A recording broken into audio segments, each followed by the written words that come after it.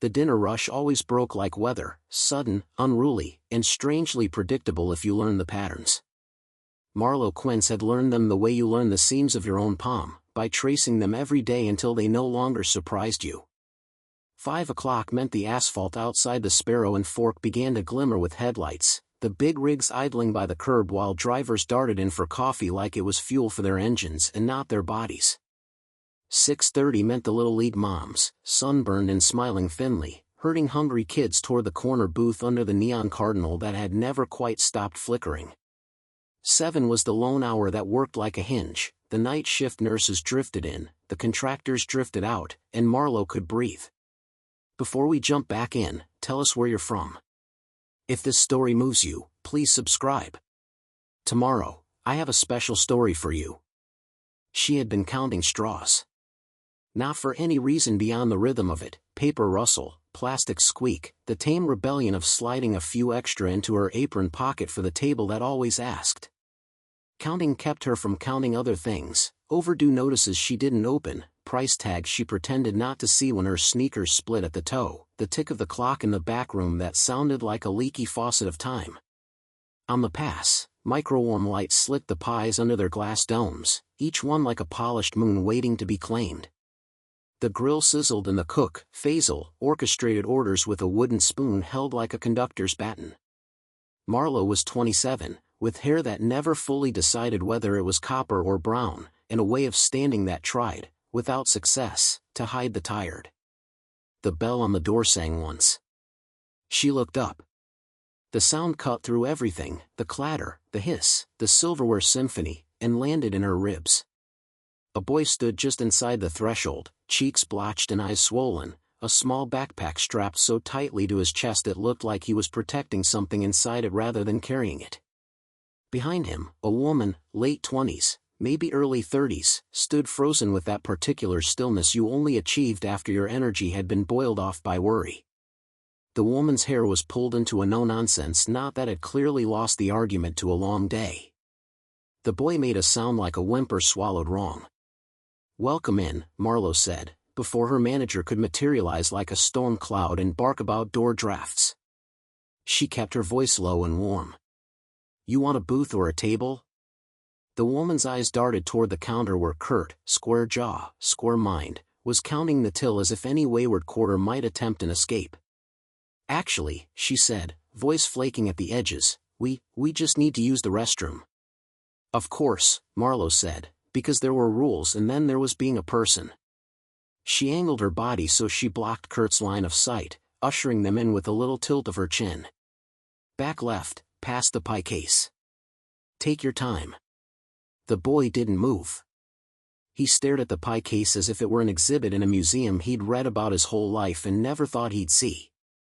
A glossy slice of blackberry looked back at him, midnight purple and dignified beneath its sugar glaze. His mouth worked like he wanted to say thank you and didn't quite remember how. "Restrooms are this way, champ," Marlo said, softer. She didn't know whether he liked being called champ. She only knew that sometimes you say the word you would have wanted to hear when you were small and the world was bigger than you could carry. When they disappeared down the short hallway, she exhaled. The grill hissed as Faisal flipped something unseen, the hiss that meant onions were going toward gold. Kurt's eyebrows angled. He was an expert at weaponizing eyebrows. "Bathrooms are for customers," he said, like a law of physics he'd been forced to recite. "They're human," she countered, not looking at him as she slid water glasses onto a tray. "We'll survive." Kurt's mouth thinned. "We're not a charity." "Not tonight," she said, because Marlo had learned that if you sounded like you were making a joke, you could sometimes pass a little truth by the guards at the gate. She took the tray toward table 7 where the nurses were drawing invisible maps in salt with their fingertips, plotting how to get from exhaustion to tomorrow without losing anyone on the way. On her third pass by the hallway, she saw the woman at the sink scrubbing at the boy's face with a paper towel she dampened. The boy's backpack remained on his chest like a shield. In the mirror, the woman met Marlo's eyes. There were thank yous in that glance and a few apologies crowding behind them. "You two okay?" Marlo asked. The question was so ordinary in her mouth that even the shards of it, the implication that they were not, arranged themselves neatly and didn't cut anyone. The woman hesitated. The boy pressed his lips together so hard they went white. Then something cracked. "We missed dinner at the shelter," the woman said, voice low, urgent to finish quickly, to unburden and then pick up the burden again before anyone noticed. "There was a meeting at the school. About services. It ran late, and then the bus." She shook her head, and the motion broke into a laugh with no joy in it. "I thought we could make it to the pantry on Main, but they were closed. I shouldn't have tried to walk him this far. He can't, he doesn't do great with," she gestured vaguely at the fluorescent universe. "Crowds. Noise. Unpredictable lights. Too many smells arguing with each other." Marlowe knew about that. Her nephew could sit silently for 2 hours lining up toy cars in perfect spirals, but he would melt like ice in rain if a store blasted a jingle too loudly. She didn't assume. She never assumed. But it wasn't hard to understand the way the boy held himself like a building shoring up a cracked beam. "We can fix this," she said. "Do you mind if I?" She pointed toward the kitchen. The woman's hands fluttered. "We don't have." "Don't worry about that," Marlowe lied so smoothly it felt like a kindness rather than a crime. "What does he like? Quiet foods? Beige foods?" Sometimes beige foods were the only bridge between now and okay. "Plain," the woman said with relief that was also embarrassment. "If possible. He'll eat chicken if it's not touching anything. And bread. Apple slices if they're cold. He likes to feel the crunch. If there's ketchup on anything, he won't." "We can't." "Got it," Marlowe said, like she took orders like this all the time, like 3 separate white ceramic plates for 3 separate beige islands was the most normal request she'd ever heard. "Can he sit in the corner booth? It's quieter. I'll turn the neon cardinal off." She didn't wait for permission, she moved. She turned the neon cardinal off. The flicker ceased, and the glass bird finally slept. Back at the pass, she slid between the chaos and the edge of it. "Hey Foz," she said without looking up from the checkbook as if she were simply reading from an order slip that had already been rung in. "1 grilled chicken breast, no spice, no skin, no sauce. Slice it lengthwise. 2 slices of bread, not toasted, not buttered. 1 apple, peeled, sliced, ice on top. Separate plates. Like 3 continents that never met." Faisal's eyes crinkled. "You and your geography. Expedition to calm," she said. "No ketchup may cross the border. I can do." He was already moving, hands sure. "But Kurt will say." "I'll run it on my meal," she said. "Dock me. I'm buying beige tonight." Faisal made the sound that could have been a laugh but might also have been a sigh. "You," he said, as if the word contained both admiration and a warning she'd never obey. She assembled the plates like truce offerings. A white napkin for the boy, folded into a tidy rectangle that could become a sail or a shield. The apple slices went into a small bowl with ice cubes laid gently on top so they clicked like little bells. The bread, soft and unthreatening. The chicken, pale and honest.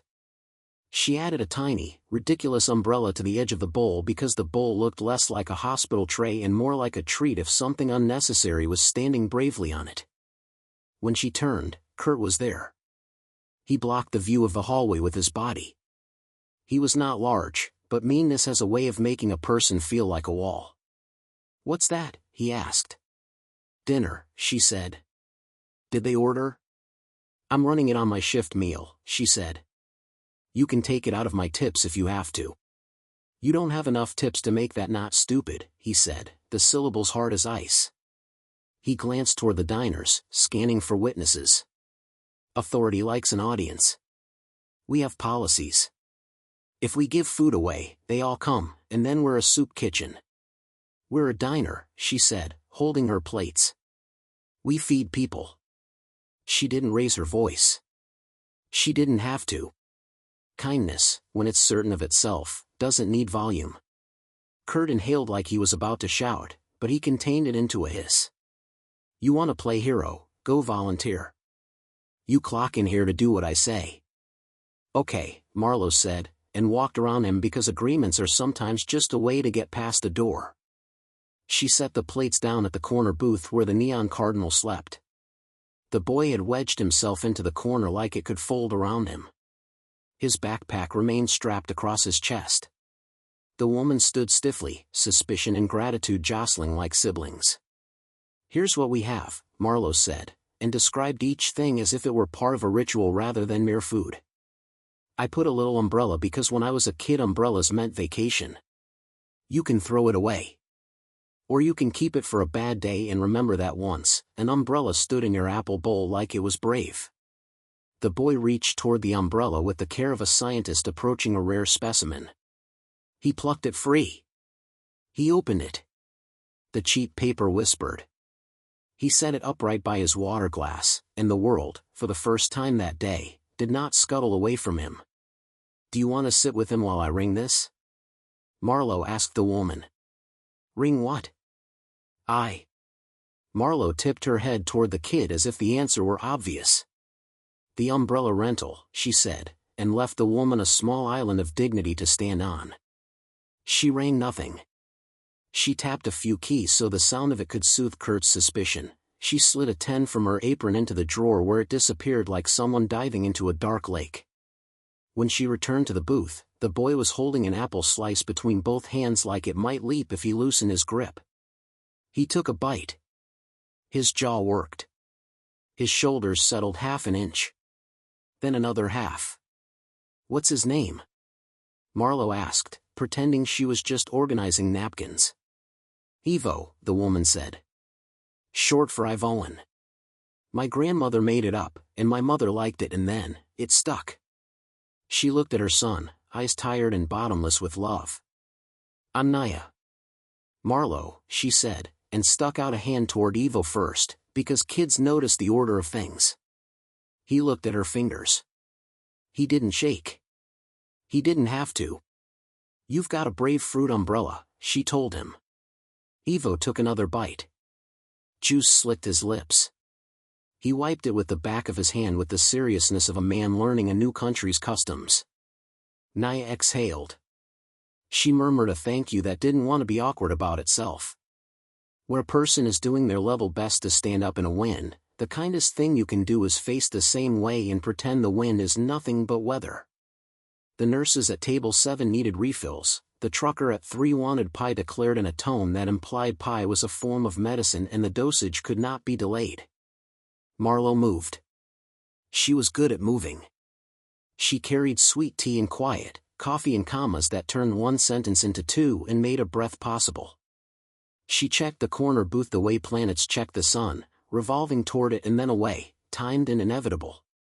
By the time the grilled chicken cooled to friendly, Ivo had eaten half the apple and 1 slice of bread with the corners bitten off first as if the edges were where the danger lived. Kurt prowled. He counted napkins and nickels.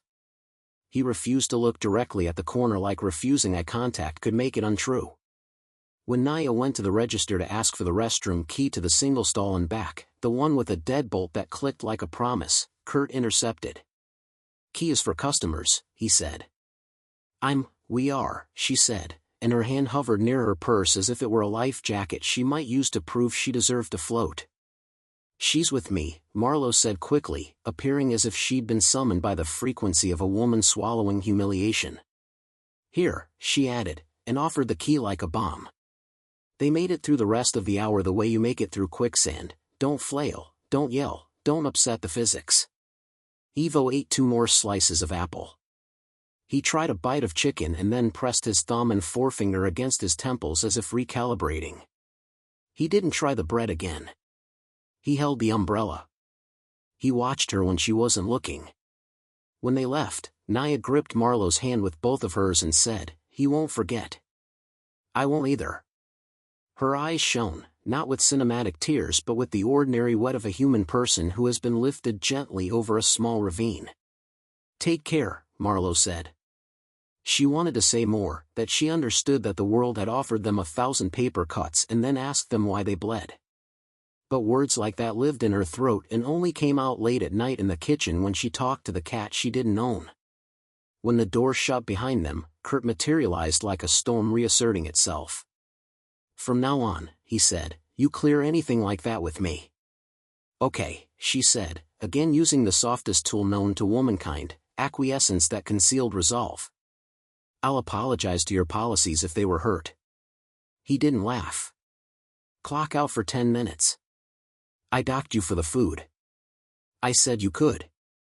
And I did." She was going to point out that stealing from her and making it sound like justice was a neat trick, but Faisal caught her eye and shook his head with a tiny motion. "Survival is a team sport." She wiped her hands. She told her palms not to make fists. In the alley, the night air smelled like something still curing, rain on hot pavement, car exhaust, a faint sweetness from the bakery 2 doors down where they started the morning at night.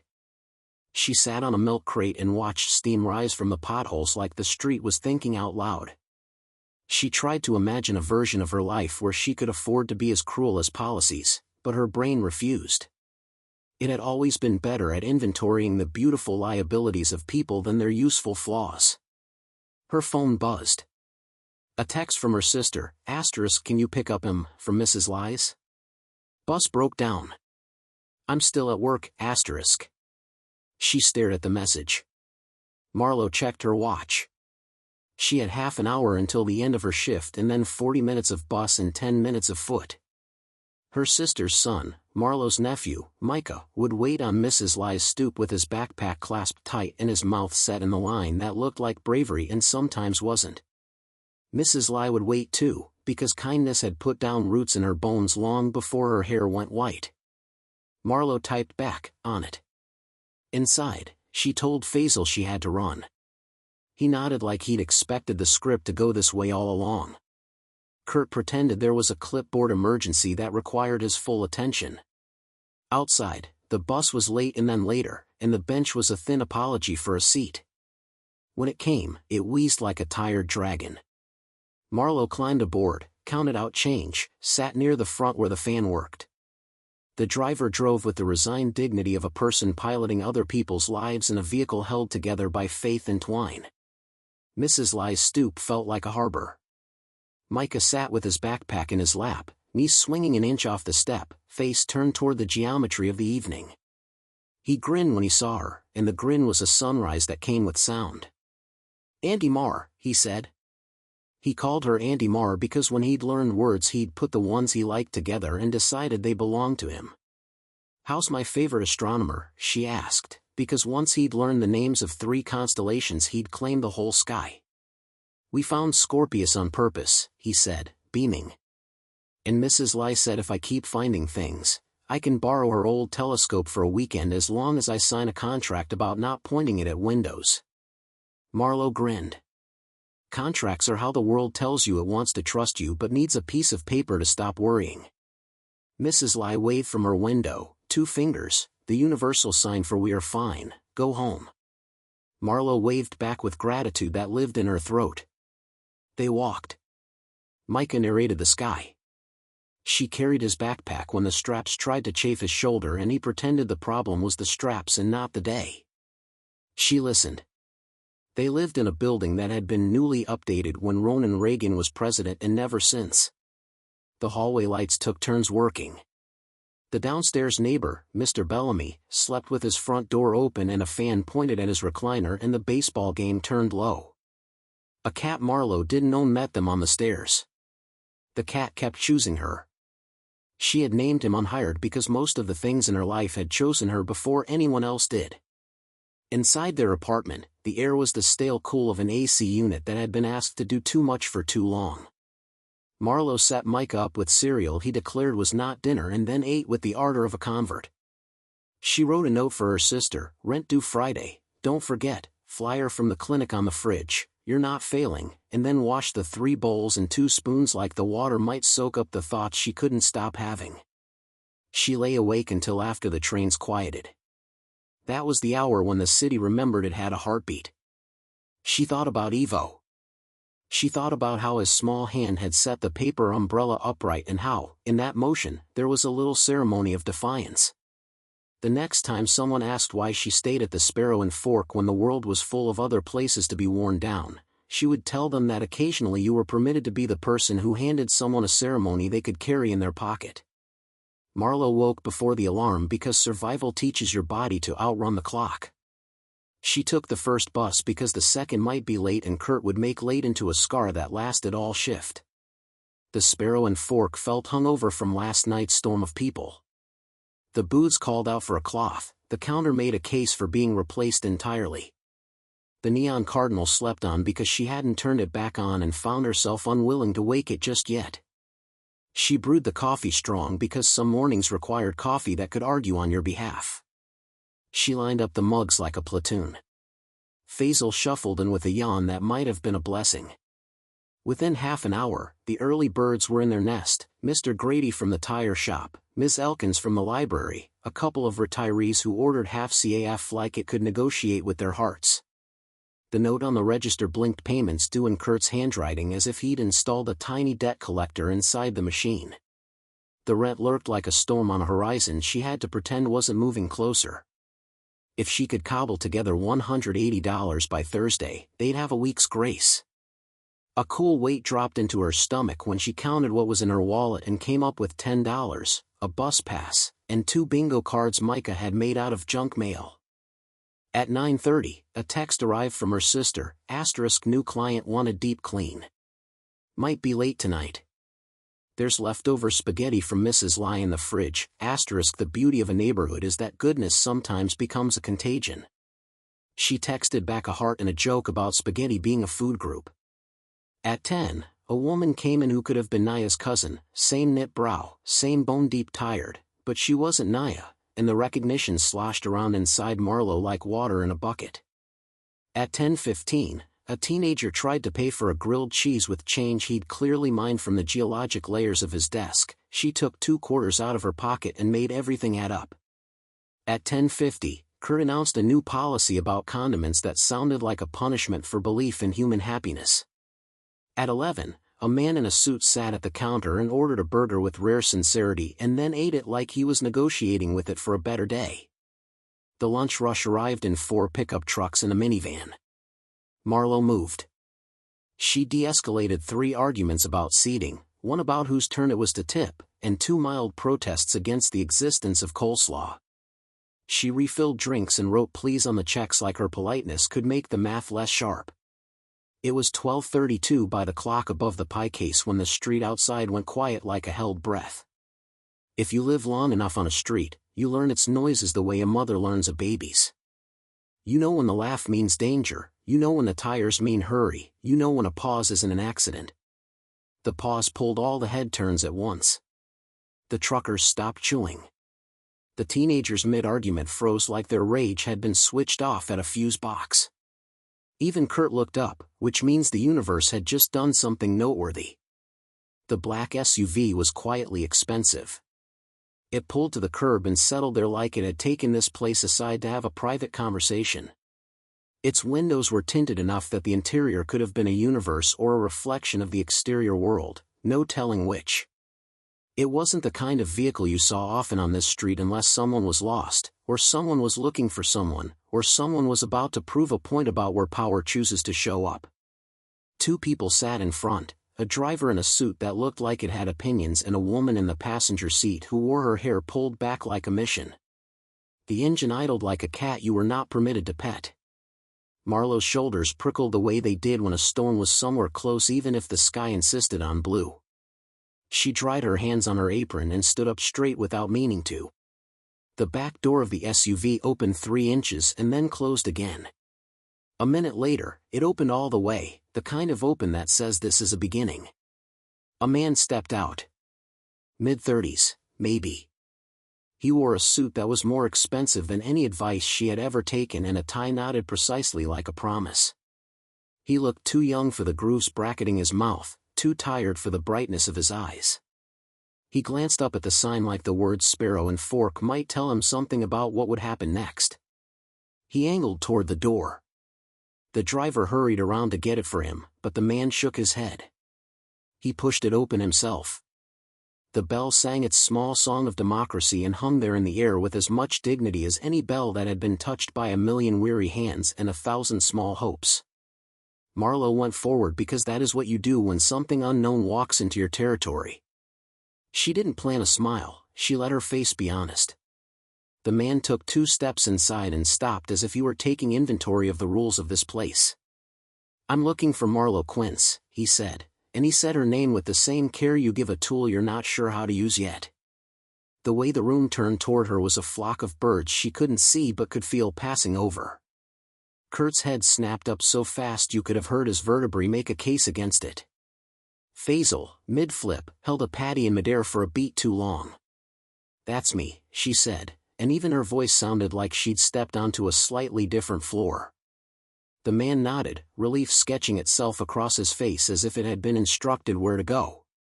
"My name is Cass Rydell," he said. The name meant nothing to her except that he wore it easily, like someone accustomed to saying it to men who had to make decisions quickly and then live with them. "You helped my son last night." He paused. "I mean, our son. Mine and Naya's." Naya. The word lit up like a sign in her mind and then steadied. "I just brought him some food," Marlowe said. She felt the heat of embarrassment under her collarbones like she was a kid being praised for carrying in the groceries. Cass shook his head. "You orchestrated the exact combination that let him eat after hours of chaos." The umbrella, his mouth did a thing between a smile and being undone. He kept it open the whole bus ride. We watched him as if he were showing us how to breathe. The room had gone completely quiet in the way people fall silent at a spectacle. Marlowe felt suddenly protective of the intimacy of last night's small miracle, like the paper umbrella had been a private ceremony and now someone was saying it into a microphone. She wanted to lead this man to the corner booth where last night had happened and talk there, where the neon cardinal could wake and nod solemnly at the memory. "Would you like to sit?" she asked, and she sounded like a host on a planet where the air was different. He nodded. He glanced over his shoulder toward the SUV. "I have his care coach with me," he said, tilting his head toward the woman in the passenger seat. "We weren't sure how he'd be with all this." "Of course," Marlowe said. She led him to the corner booth, turned the neon cardinal back on because the day required a witness, and set 2 water glasses down as if pouring water were a way to ladle normalcy into the room. Cass sat. He touched the surface of the table like he was reminding himself the world had texture. "You didn't have to do what you did," he said, "and I need you to know that what you did mattered more than you can know." He drew a breath that seemed to move the air for everyone. "Naya wanted to be here, but she's with Evo at his speech therapy. He wanted to come. He wanted to show you something." Marlowe felt the floor shift again, like the building had taken a breath. "Is he okay?" she asked. The question felt too small for the concern it tried to carry. "He is better," Cass said. "Because of you." He slid his hand into his jacket, brought out an envelope.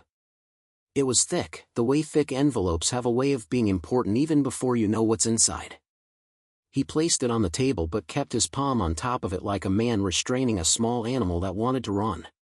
Kurt, sensing money even before it existed in the room's general imagination, drifted closer, pretending to align salt shakers. Cass ignored him. He looked at Marlowe. Everything in his face was unvarnished. "I run a venture studio," he said plainly, like he was confessing a hobby to a friend who might accept it and might tell him to go outside and touch grass. "We build things and sometimes sell them and sometimes they sink. I have access to capital, to space, to mentors who don't talk like they're charging by the minute. I don't say that because I think money can solve grief or grocery lists, it can't. But sometimes it can tilt the floor." Marlowe's throat went dry. She had never been in a room with words like venture that weren't on a billboard. Venture was something men did at desks. Her ventures were calculated in bus schedules and whether she could ask Mrs. Lai for a cup of rice without feeling like she was rehearsing need. Cass took his hand off the envelope. He slid it toward her. "Last night, you made a map in your head of my boy's fear. You walked across it like the ground would hold. You gave him a small brave thing to hold on to and it changed our weather. His voice found a new register, lower, intimate. I'm here because I think maybe you see systems the way people who build things need to see them. I think you could help us build something that makes nights like last night less common for families like ours and like yours. Her brain tried to catch up. She could hear, far away, the sound of bacon surrendering to heat. She could hear the rattle of plates in the booth behind her. She could hear her heartbeat say, steady, steady, steady. She was aware of her hands, how they wanted to touch the envelope and also flee it. What is it? She asked, not sure whether she meant the envelope or the proposition. In there, he said quietly, is a formal offer for you to come work with us. We're building a sensory-friendly service line, restaurant partners, transportation, clinics, places that don't pretend overwhelm doesn't exist. We're piloting with a handful of small businesses that are willing to learn. I want you to be our operations lead. Teach us where the edges are. Name the places where the lights need dimming, the menus need translating into textures, the policies need a spine made of mercy. Kurt laughed out loud then, a harsh bark that broke the surface of the moment. Her, he said to nobody and everybody. She delivers water and forgets to upsell pie. She's not management material. Marlo did not move. She did not flinch. She watched Cass watch Kurt the way a man watches a mosquito choose a target. In the 9 seconds that followed, Marlo could tell more about Cass Rydell than she'd learned about some people in 9 months. He didn't posture. He didn't puff up his chest. He simply turned back to her and, with exquisite calm, said, "You decide who you are." Not him. The envelope waited between them. Objectively, it was paper.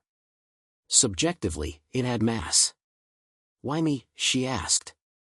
Why not someone with? I don't know. Words. Degrees. People who say venture and mean it. Because you were fluent in my son before you knew his name, he said. Because you made the cooks an ally and the kitchen a refuge without asking anyone to applaud. Because you used ritual without announcing it. He glanced around the diner. Because you work in a place that has taught you all the ways systems fail, and you haven't let that knowledge harden you. We can teach frameworks. We can't teach the practice of seeing a person and selecting kindness at speed. He smiled then, just a little. And because Naya insisted. Her cheeks warmed. I have, my family. She heard how fast the words ran, how they tripped over each other. My nephew. My sister. We have a, she gestured at the apartment that lived in her head and the obligations that lined up like jars on a shelf. We're not asking you to abandon anyone, he said. We're asking you to imagine there's a sturdier bridge between where you are and where you could go. We'd start you with part-time integration at our partner sites, here, paid at a rate that respects attention as a skill. If it works for you, if you want it, it grows.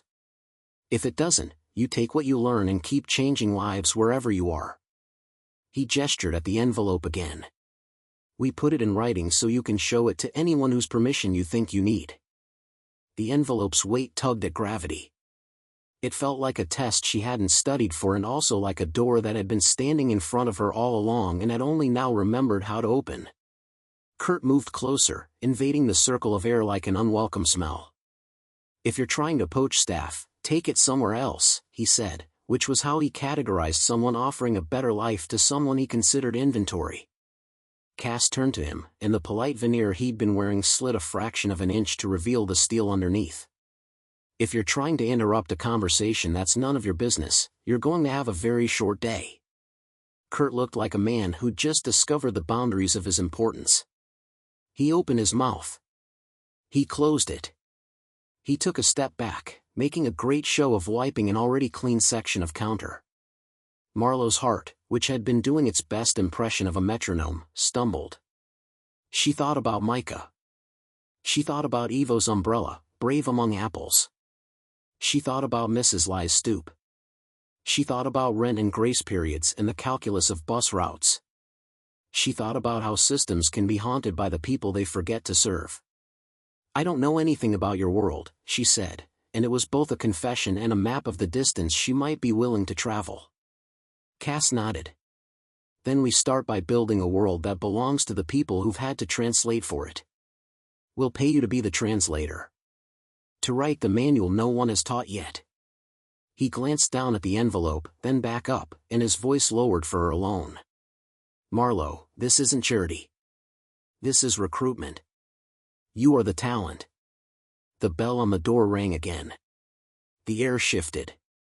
Marlo turned. The SUV's back door had opened while they spoke. A small figure stood on the threshold, silhouetted against the brightness of noon. He carried his backpack on his chest like a creed. In his right hand, carefully, he held the paper umbrella. Ivo took a step in. Then another. The room, which had been holding its breath for the theater of wealth, exhaled for the small reality of a child choosing to enter. He walked to the booth with the determined caution of a tightrope walker who had practiced in a dream and was now testing whether the rope existed in daytime. He set the umbrella down on the table between them. He reached into his backpack. He drew out a piece of paper that had been folded twice and carefully. He spread it open with the reverence of a documentarian. On it, drawn in thick marker lines, was a table with a bowl and an umbrella and a smile and the word Marlo below it in letters that grew larger as they marched toward the edge. In the corner he had printed a single word he had clearly rehearsed because he wanted it to land right: brave. Naya stood behind him now, eyes damp, face alight in a way that suggested the sun had found another use. She kept a respectful distance, as if not to jostle the ceremony. Ivo tapped the drawing. Then he tapped the envelope. Then he looked at Marlo like he was passing a torch and needed to make sure her hands were ready to take it without dropping the fire. Kurt made a noise like impatience trying to hide inside a cough. Cass didn't look away from Marlo. I can outline salary, support, flexible scheduling, all the reasons that make decisions like this heavy and then light, he said, his voice steady as a road. But the truth is simpler. He tapped the envelope once with a single finger. This is an invitation. He paused. If you want it, say yes, and I will make it real by the end of this day. Marlo opened her mouth. A dozen practicalities lined up in it, the way obligations do when they want to protect you from the sky. She looked at Ivo's drawing. She looked at Cass. She looked beyond them toward the street where the SUV waited like a hinge. She thought about how sometimes life hands you a form and you don't realize it's a permission slip until you sign it. Her hand went toward the envelope. Kurt's hand shot out faster, not to touch it, he wasn't that foolish, but to slap a check presenter onto the table with theatrical force. This booth is for paying customers, he said loudly, for the room, for the ceiling, for the story he was telling himself about being in charge. If you're going to loiter and interview my staff, you can take it somewhere else. Quince, you're on the clock. The word clock snapped like a trap. Marlo flinched because bodies remember. The envelope felt suddenly like contraband. The drawing felt holy by contrast. Cass's jaw set. He reached into his wallet with the same grace he'd opened the SUV door. He placed a black card on the table as if he were laying down a trump in a game he hadn't wanted to play. We'll buy the next 2 hours, he said evenly. Clear the booth. Kurt's face went a color that didn't look natural on human skin. You think you can? Send me the bill for whatever you think 2 hours costs, Cass said. Charge me for the neon if you want. But you're not going to stand between a person and a choice they have earned. The diner waited the way a field waits before lightning. Marlo's fingers curled on the envelope. Ivo's drawing watched her with simple faith. Kurt opened his mouth to argue again. And then, from the SUV, a second car door opened, the soft, unmistakable click of a pivot point being reached. A suited man stepped out, older than Cass, with the posture of someone accustomed to being the adult in rooms full of adults. He carried a leather folio and a face she recognized from no magazines but could have. He scanned the diner, clocked Cass and the booth, and then his gaze landed on Marlo like he'd just spotted the person the compass had been pointing at all along. He crossed the floor without waiting to be invited. He set the folio down next to the envelope and unzipped it with a zip that sounded like a train about to start moving. "Miss Quince," he said, voice like a deal that believed in itself, "I'm Garrett Lorne, General Counsel for Rydell Foundry. If you say yes, I'm here to notarize your signature, initiate your onboarding, and wire the sign-on bonus today. If you say no, we'll thank you for last night and leave you to your life." He glanced at Kurt with the patience of a man refusing to name a mosquito. "If you are being pressured to decline by your employer, I am also prepared to have a different conversation." The folio lay open. Papers waited inside like a map to a new city. Somewhere behind Marlowe, a fork fell, and the sound was a tiny clatter of fate. Cass looked at her, and in his eyes there was no desperation, only invitation. Ivo looked at her, and in his eyes there was last night's umbrella and the possibility that today could be less loud. Marlowe put her palm on the envelope.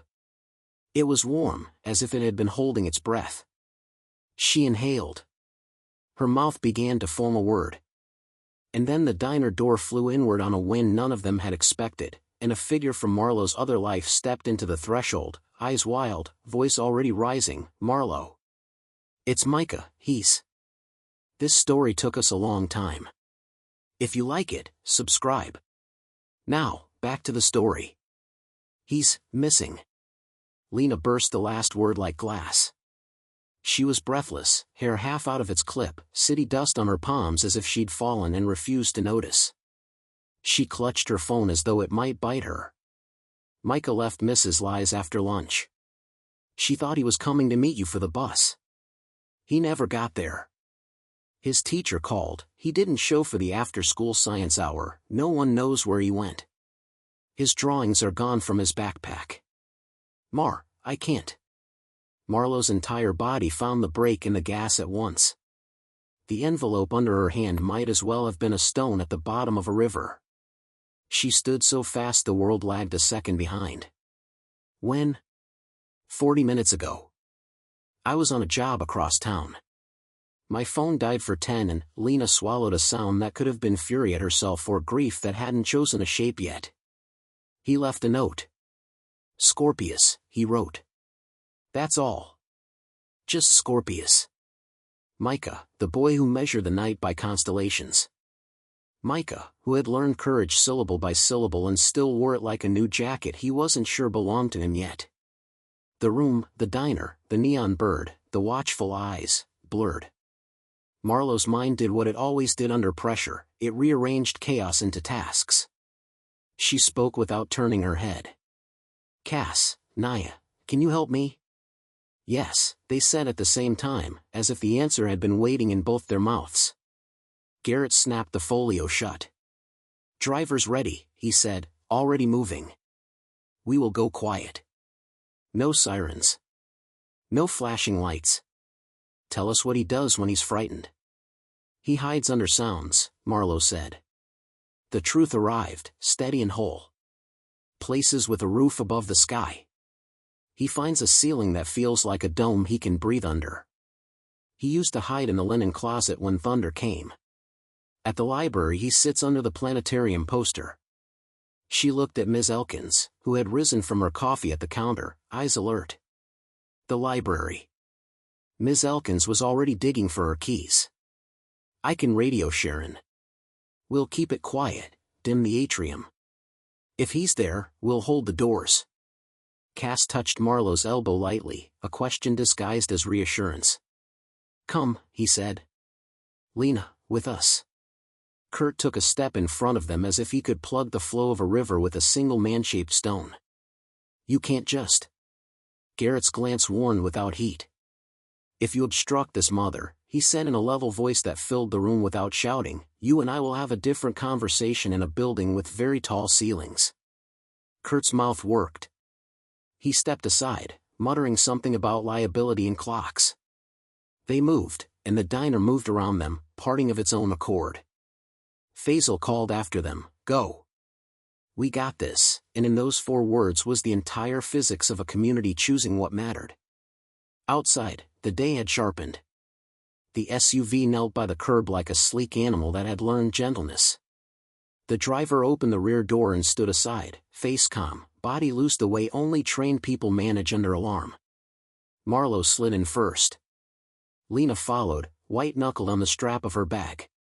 Cass took the front passenger seat and twisted to face them, not to supervise but to be present. "Tell me where to go," the driver said, voice low.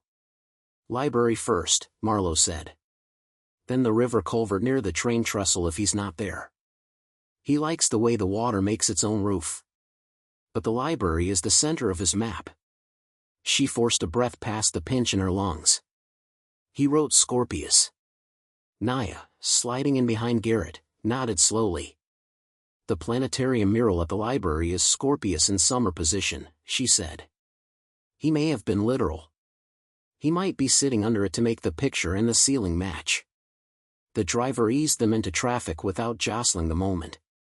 Cass's care coach, Mina, Marlowe remembered suddenly, invisible while visible, spoke from the far back seat, voice like a soft blanket. "If we find him in a tight place, we approach from the side, not head-on. We narrate what we're doing.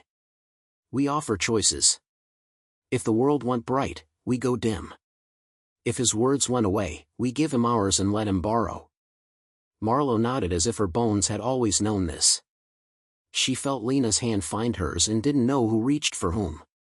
The city slid by outside, gas stations, laundromats, a kid jumping a curb with his bike and landing it without breaking anything he couldn't heal. The SUV's interior had its own weather, a quiet so careful it felt like a vow. Her phone buzzed. A text from Mrs. Lai, *, he is not here. I will look the side street, *, another from Ms. Elkins, *, we're checking stacks. Turning off the atrium fountain, *.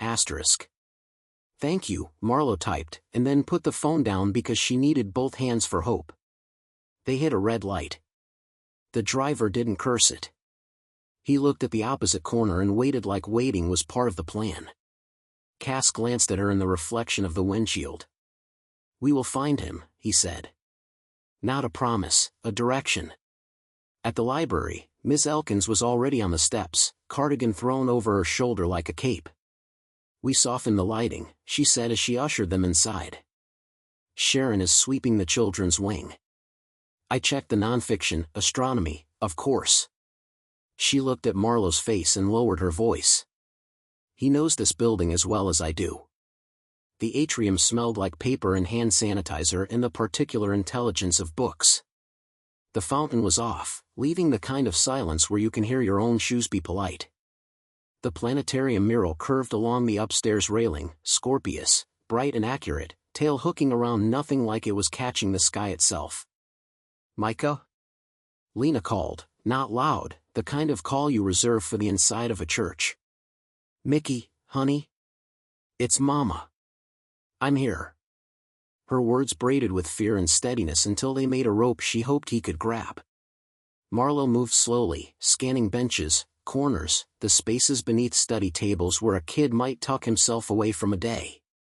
She watched for signs, a folded drawing, a pencil that had been gnawed into a small spear, the glint of a lunchbox zipper mistaken for a star. Mina touched Marlowe's elbow. "Listen," she murmured. They listened. For a beat, there was only the hush. Then, from somewhere upstairs, the faintest tap-tap, like a pencil counted in twos. They climbed the stairs carefully. Every step was a negotiation with gravity and with the desire to take them two at a time. At the top, the mural stretched across the curve of the wall, Scorpius's claws reaching toward the exit sign as if to steal its red. Underneath, between a book cart and the back of a freestanding encyclopedia shelf, they found him. Micah crouched small, knees tucked, his backpack on his lap as if it were both anchor and shield. He had pressed himself into the corner where the wall met the shelf. His eyes were wide but focused, not lost, not gone, just braced. In his hands, a pencil clicked against the metal peg that held a laminated chart, tap-tap, pause, tap-tap. Lena dropped to her knees and stopped herself from closing the distance. "Mickey," she said, voice level, back of her hand pressed to her own knee because she needed to put touch somewhere and had chosen herself.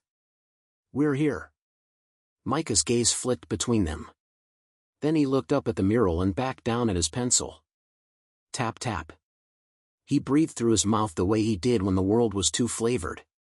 Marlowe knelt too, but to the side, making her body the shape of an angle instead of a wall. She let her hands rest on the carpet where they could be seen, and she made her voice the exact volume of forgiveness. "Stars are patient," she said. "We can be too. You found Scorpius on purpose. That was very smart." Tap tap. Tap. She remembered last night and the umbrella and the bowl of apple ice. She thought of rituals and how they give fear a script to follow until it runs out of lines. She pulled her own paper from her apron, order pad, blank, humble, and her pen. She drew a small bowl, a small umbrella, a small smiling face. "I brought our ceremony," she said. "We can put it on the ground between us. No rush. No hurry. Just a little brave thing." Micah looked at the drawing. Then at Marlowe. His mouth relaxed a millimeter. Mina spoke from behind Lena, her words a map. "Micah, can I sit?" she asked the air around him so he could grant permission to the space. "I'm at your 8 o'clock. I'll stay there." She lowered herself, slow as a leaf. Lena's breathing synchronized with the tap-tap. It helped. "Do you want us to be quiet for a minute, love?" she asked. Micah nodded once. The nod was tiny and enormous. They were quiet. They were 4 statues and 1 boy under a painted constellation. The quiet did something to the air, thickened it, or maybe cut out the useless bits. Marlowe watched the tension in Micah's shoulders leak away the way a tire slowly finds the road. "Planetariums have domes," he said suddenly, a burst of sound like a discovered spring. "They do," Marlowe said, feeling tears for no reason that had a name. "Sometimes you build your own out of shelves and book carts." He tapped the pencil once more and then stopped. "Scorpius is angry," he said, not as a judgment but as an observation. "But he doesn't bite the other stars. He just holds space." He looked at Lena finally, and the recognition that slid across his face undid them. "Hi, Mom." Lena's breath broke. She caught it again. "Hi, babe. Are we going home?" "If you want." He looked at Marlowe. "Do we have spaghetti?" Marlowe smiled, that version of a smile you try not to let tremble. "We have the finest spaghetti Mrs. Lai ever engineered. And we can put an umbrella in a bowl if the bowl needs a friend." He nodded like a man concluding a meeting that had come to the correct decision. "Okay," he said. "I am ready." They did not rush toward him. They let him stand, let him narrate the motion his body needed to understand. "Standing now," he said. "Picking up backpack." He slotted himself into Lena's side without clutching. Lena steadied herself by resting one hand lightly between his shoulder blades, pressure so soft it felt like a wish. On the way down the stairs, Micah looked over the railing at the mural again. "Scorpius is summer," he told Cass solemnly as if delivering intelligence. "But sometimes you can see it in a book when it's winter. That's legal." Cass nodded. "I always appreciate legal constellations," he said gravely. Outside, the light felt less like a question. Micah blinked at the SUV and processed it without alarm, which felt like grace. "Car is big," he observed. "It is," Marlowe said. "But we can make it small inside." They slid in, this time with laughter threaded through the seriousness like a bright string that kept their thoughts from getting lost. The driver mirrored their careful mood without needing to be told, keeping his movements languid, his attention fierce. "Home?" he asked. "Home," Lena said, and the word meant we still have one. Cass turned in his seat. "If you are open to it," he said delicately, "we can bring a counselor to your apartment this evening. Someone to help us turn it into a softer place for Micah on loud days. We can also install a door chime and a GPS tile on his backpack, only with your consent, so if he ever becomes curious again, we can follow the curiosity without panic." Lena's face did the thing faces do when they realize a person is offering help without a hook attached. She looked at Marlowe. Marlowe nodded. "We say yes to tools," she said. "We can always say no later." The SUV turned onto their block, and the block that had always been slightly tired looked back with concern. Mr. Bellamy stood on his stoop in his undershirt like a sentinel who had forgotten his formal uniform. Unhired, the cat threaded around the driver's ankles the moment the door opened, as if even cats recognize an expanding circle of safety when they see it. They reached their door and stopped. Because on it, in the cheap frame that had once held a community flyer about a picnic in a park they could never quite get to, someone had taped an envelope. Lena saw the paper and made a sound like a plate cracking, small, crystalline, dangerous only if you stepped on it. Marlowe took it down. She had seen the shape before in other hallways with other names. The word notice shouted through a thin layer of politeness. Asterisk past due. Intent to post in process, asterisk. She pressed the paper once against her chest and then folded it neatly as if neatness could drain it of poison. Micah peered up at her, index finger hovering like he might press a button. Is it a bad letter? It's a letter about money, Marlowe said, because there are few ways to tell the truth to a kid that also respect it. And money is a kind of weather we can prepare for. She looked at Lena. Lena's mouth was determined and wild all at once. Cass didn't intrude. He left a beat for dignity. Then he said, I don't want to solve your life, which was the first time anyone had ever put it that way when offering aid. But the Foundry has a flexible emergency fund for partners who are solving our problems. You can accept a grant, repay it later if you wish, or not at all. The rules are what you need them to be. We call it the Umbrella Fund. Naya looked down at Ivo's little paper parasol in his hand and smiled like the universe had decided to be clever on purpose. Lena inhaled as if oxygen had just been installed. I can't, she stopped. She started again. We will repay what we can when we can. But we will accept weather gear. Garrett had already pulled out his phone. Send me the landlord's info, he said. We'll negotiate a pause while we get you caught up. I prefer papered proofs to panic. Marlowe's legs decided to tremble later. Right now, they were firm. She unlocked the door. Inside, the apartment looked exactly as it had this morning and not at all, because sometimes love behaves like a renovation no one asked the building to permit. Micah announced he was hungry with the candor of a king. He accepted the spaghetti with solemn ceremony, each forkful an oath to keep the day from fraying. Ivo sat on the floor with him and arranged the straws from Marlowe's apron into a compass rose. They did not speak, and somehow their quiet invented a language. Mina and Naya walked the apartment with Lena, not judging, not appraising, simply noting where to create a soft corner, where to hang a fabric canopy, where to label a cabinet so a morning could locate itself. Cass and Garrett sat up on the tiny table, their folio open again, papers reordering themselves like a flock that knows where to fly. Marlowe stood for a second in the center of it all and let it happen to her. Then she rolled up her sleeves and let it happen with her. She taped a battery door chime at adult shoulder height.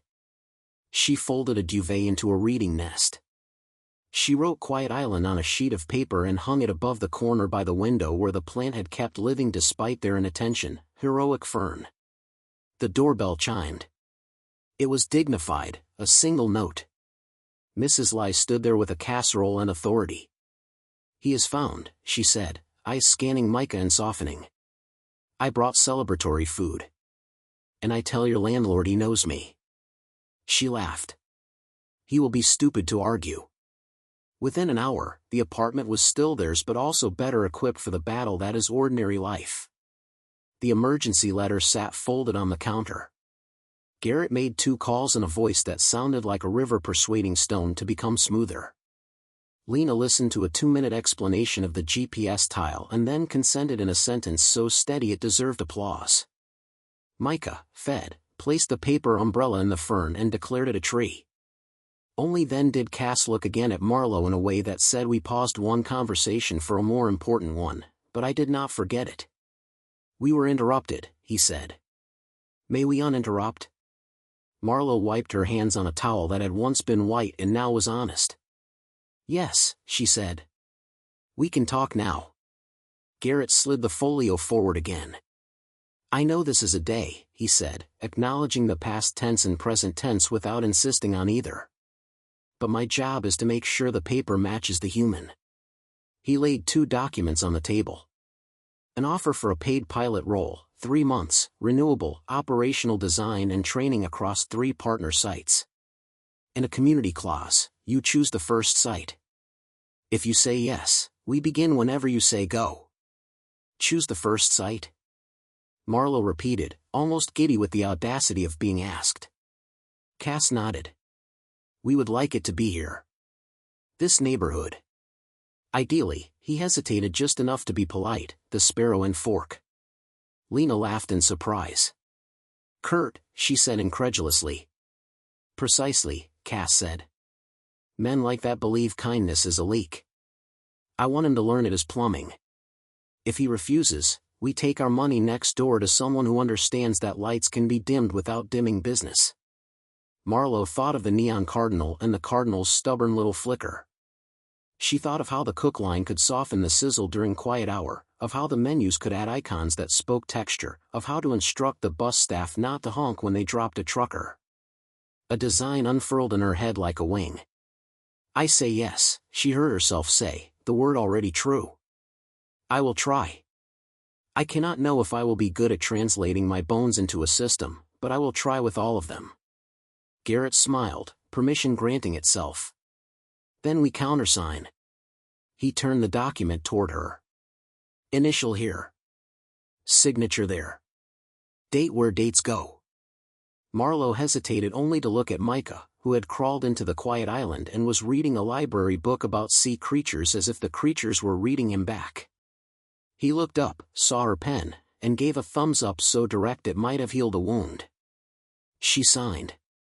The pen left a small track of ink that connected who she had been this morning to who she would be by evening.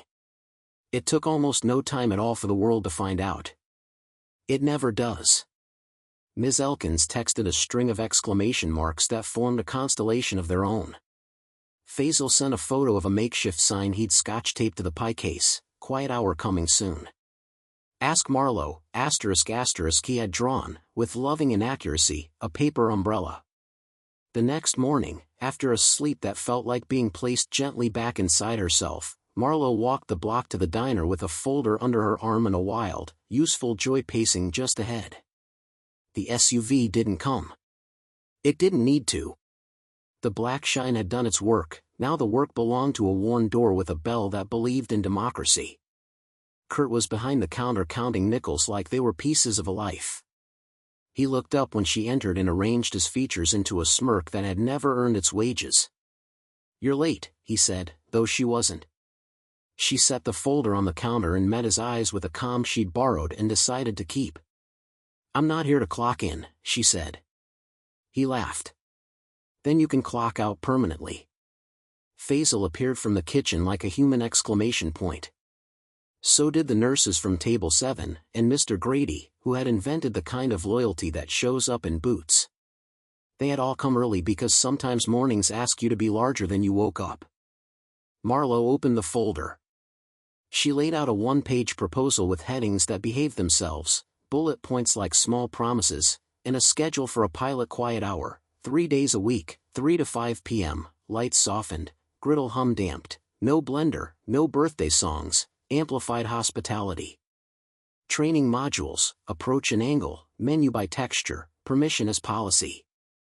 A budget, modest but real, with a line item called Umbrella Fund. Kurt snorted. What is this? An offer, Marlowe said. From Rydell Foundry. She didn't say venture. She didn't have to. Do they plan to own us? Kurt asked, meaning me. They plan to partner, she said. Which means listening. She slid a second piece of paper across the counter, a letter of intent, signed by Garrett Lorne, the signature graceful as a bridge. They will fund the equipment we need to dim and quiet, compensate staff for training time, and bring families who will become paying customers because they can finally breathe here. He sneered. And if I say no? She shrugged. Then they will partner with Ms. Ramos at La Estrella 2 doors down. She asked me last year if we could recommend changes because her grandson hates the blender. She wasn't bluffing. She didn't know how to bluff with a neighborhood. Kurt's lips thinned to a line that hadn't felt a smile in years. He took the paper, held it like it had germs, set it down like it had burned him through the skin. "We are not turning this place into a daycare," he said. "If people can't handle noise, they can stay home." The nurses stiffened. Mr. Grady stood up slowly as if a lever had been pulled in his spine.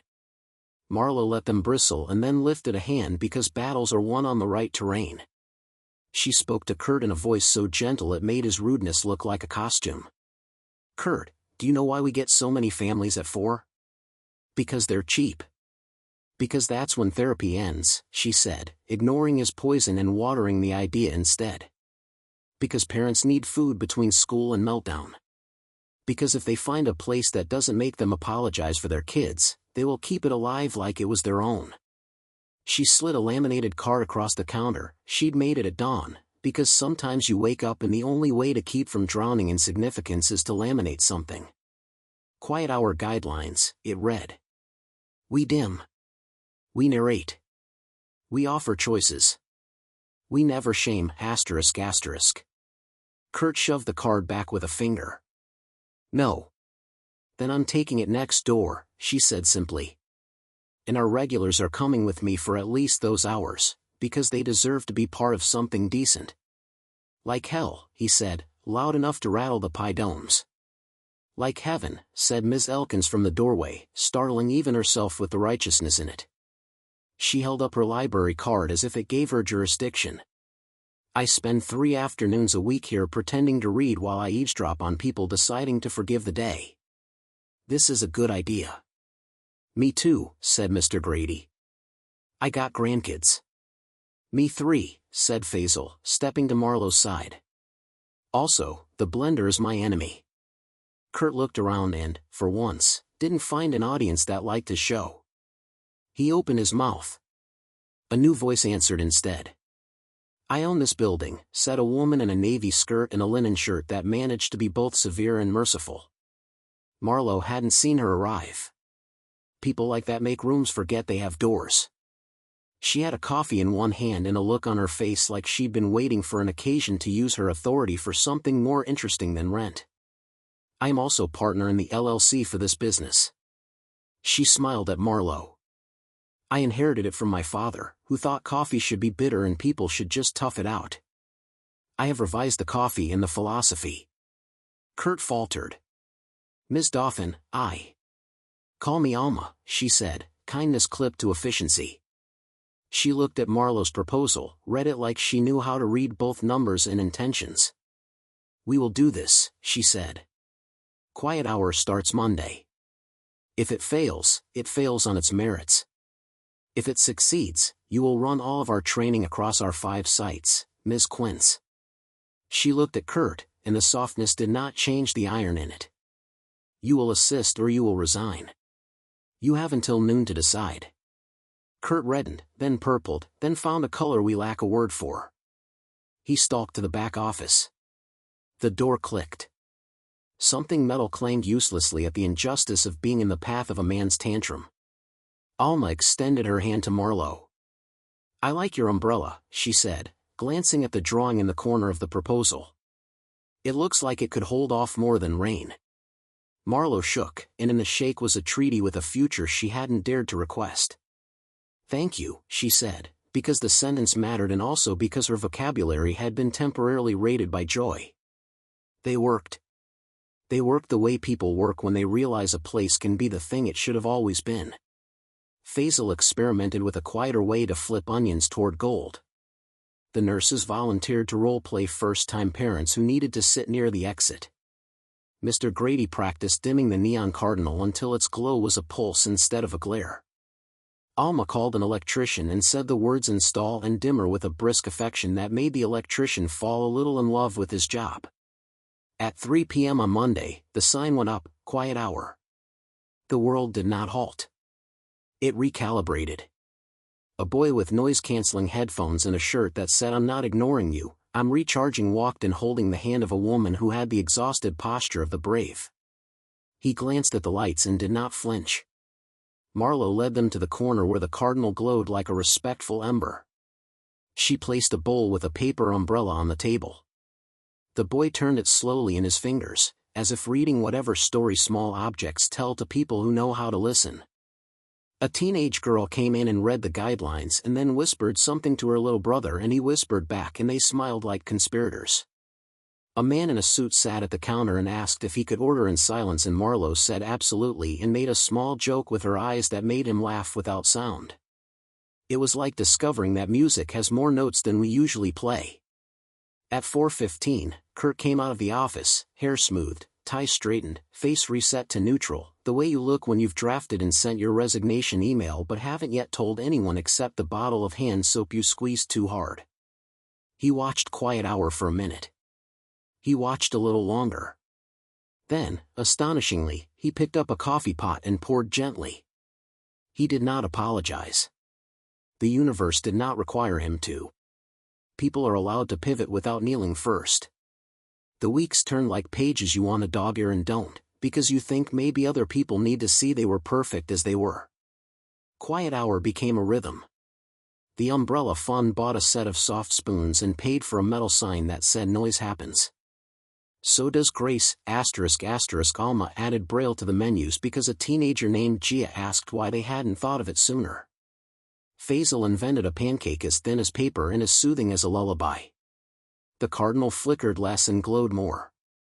The register rang enough to make the math something you could not hate.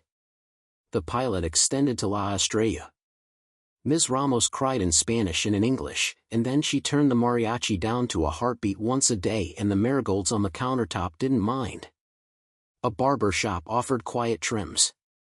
The library started soft story time, and the fountain got a dimmer too, because even fountains like being told they can be part of a plan. Marlowe found herself standing at the front of rooms wearing her own name like a credential. She said things like "angle your body and ask first" and "permission is policy" to men who had previously let only inventory tell them the time. She wrote modules and made diagrams and laminated too many things. She signed pay stubs with an amazement she tried to hide so the checks wouldn't smell like disbelief. When she went home at night, she put new index cards on the fridge next to Lena's rotating schedule. "We are not failing. We are practicing, ****. Micah underlined practicing and added a tiny Scorpius. Cass and Naya worked on the wider web, the buses, the clinics, the parks, and sometimes drifted into the diner at the end of a long day looking like people who had chosen a good stubbornness and been chosen back. Ivo added a ritual to the rituals. Every Friday, he placed an umbrella in the fern and asked one adult to tell him one thing they had learned how to do in a quieter way this week. He recorded the answers carefully in a notebook that would one day become a manual that would one day become a museum exhibit about a small neighborhood that decided gentleness was infrastructure.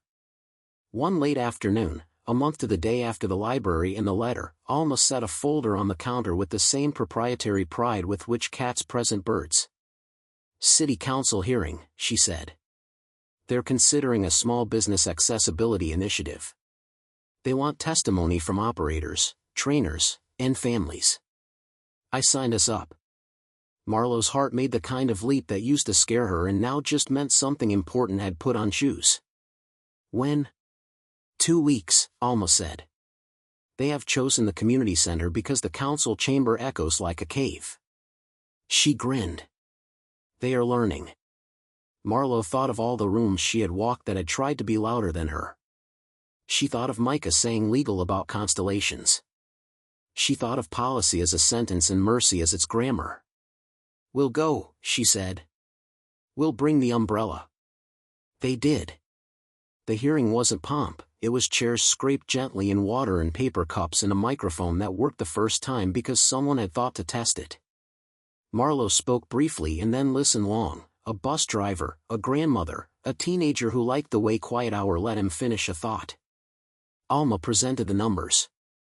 Cass kept his remarks short and unglamorous, the sexiest kind of governance. Mina said, "Choose to design," and the phrase landed like a seed. They were leaving through the side door when Marlowe's phone buzzed with a number she didn't know. She stepped into the evening to answer because sometimes a new number is just the future tearing a small hole in what you thought the sky looked like. "Ms. Quince," a voice said. It was smooth but had a texture, like what you could still feel the tree in.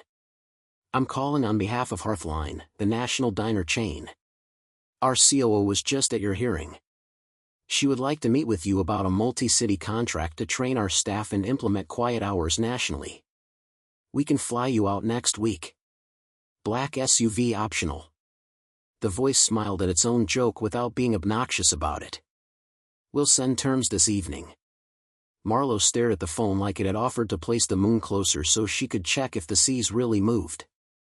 She looked at Lena, who had learned to translate her face in both directions. She looked at Cass and Naya and Alma and Mina and Mr. Grady and Ms. Elkins and Faisal and the teenage boy in the corner practicing being a man he would like to be. She looked at Micah, who was building a constellation out of sugar packets on the table and had placed an umbrella exactly where the heart would be. Yes, she said to the voice, careful. Send me the paper. The paper arrived before they'd walked the block.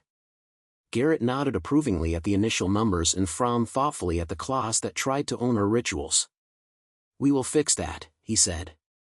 No one gets to own umbrellas. They walked back to the diner with a future folded in a folder.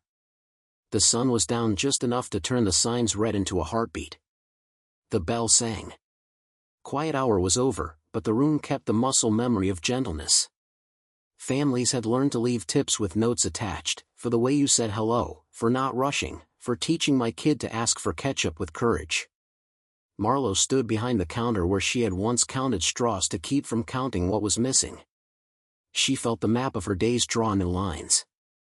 She looked at the door and found she was expecting someone, not because she needed rescuing, but because somewhere a hinge had decided to swing again. The SUV appeared, ghosting the curb like it had simply been erased from another street and drawn here. It did not idle. It waited like a punctuation mark. The driver wasn't the same. This one wore a suit that fit a different corporate grammar, and the woman who got out with him wore a smile that had been focus grouped. The woman stepped inside with an ease she had practiced and a portfolio under her arm that matched her shoes. Miss Quince, she said brightly. I'm Sable Rook from Hearthline. She snapped open the portfolio with a movement that had closed other deals. I wanted to introduce myself in person. We flew in.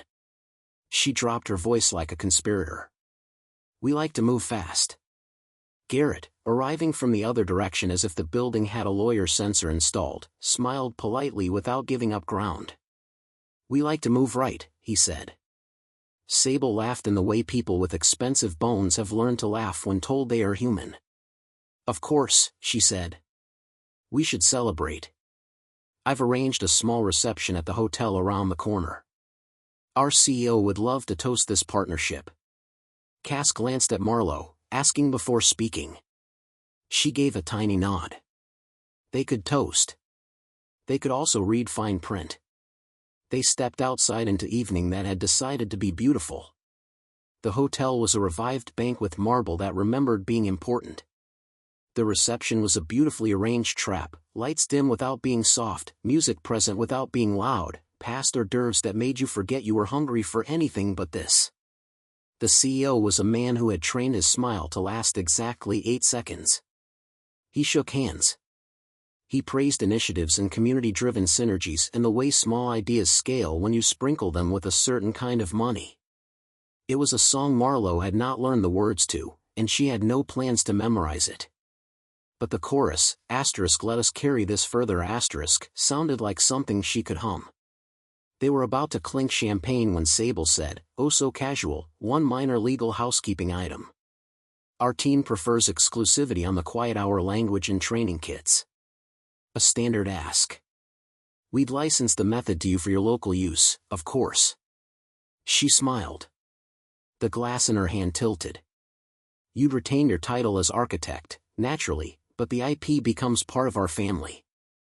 There are rooms designed so that the air feels too expensive to argue in.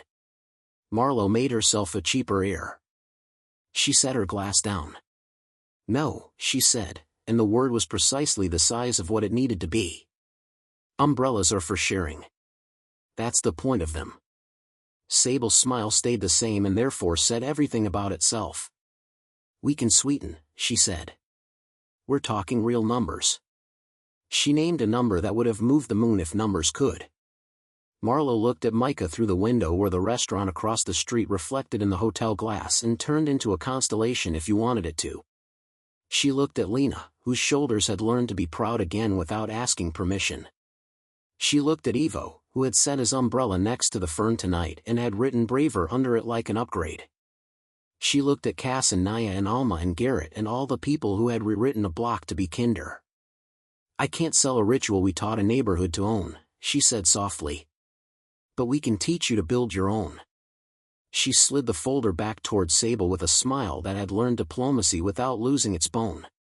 "Take what you want from the idea. The rest belongs to whoever needs it." The room repressurized. It didn't explode.